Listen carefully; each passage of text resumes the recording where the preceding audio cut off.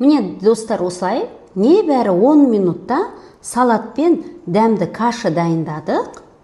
Дұрыс тамақтану ол дымда қиындығы жоқ, жеңіл әрі пайдалы. Сәлем достар, бүгін кускустан каша дайындайық. Бірінші гарнирді өлшеп аламыз. Маған бір порцияға 50 грамм жетеді. Бір жуып аламыз. Әрі қарай жартылай су мен жартылай сүт құямыз.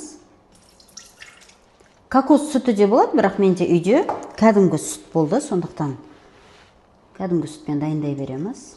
5 минут қайнатамыз. Бұл қайнайын дегенше жаңа крупаны жуамыз. Енді оған кускусты саламыз. Шым-шым тұз. 10 секунд. Реверс. Бір араластырып жіберейік.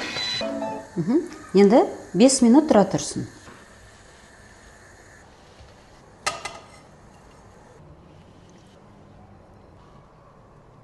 Қанттың орны фруктовый осында пюре болса болады. Менің жағдайымда бұл манго пюресі. Өте дәмді, әрі пайдалы. Манговый пюренді термомиксті езіп алдым 20 секунд. 5-ші жылдамдықта.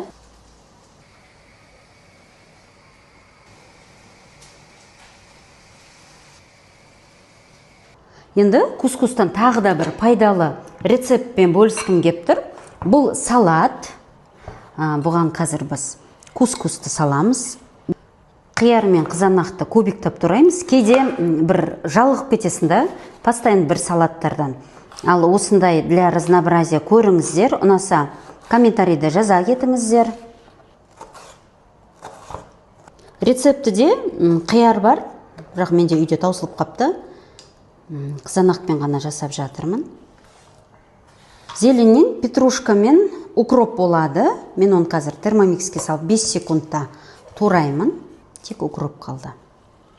Жаздың күні көкшөп көп болған кезде осындай салат жасап жерсеңіздер болады. 5 секунд 5-ші жылдамдық.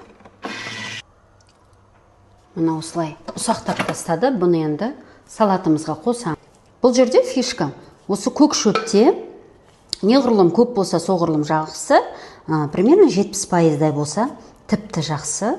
Ал заправкасы ең оңай заправка. Май 2 қасықтай, тұз, қара бұрыш, лимон суы. Енді барлығын жақсылап араластырамыз. Менде әлде де көкшөп аздау болып қалды. Бұдан да көп болу керек еді. Бірақ соның өзінде қараңызда түрі қандай аппетитный. Адамның тәбетін ашатын, әрі өте пайдалы. Гарнир де қажет жоқ, е? Гарнир мен салатты және де пайдалы зеленді қосып жіберген салат. Енді кешкі асқа дайындалайық. Үйде анар болса, анармен сәндеп жерсеңіздер болады. Менде тоңазытқышта анар бар екен.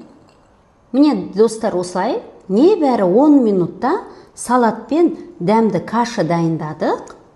Дұрыс тамақтану ол дымда қиындығы жоқ, жеңіл әрі пайдалы. Достар, видео пайдалы болса, лайк басып, комментарий жазуды ұмытпаймыз.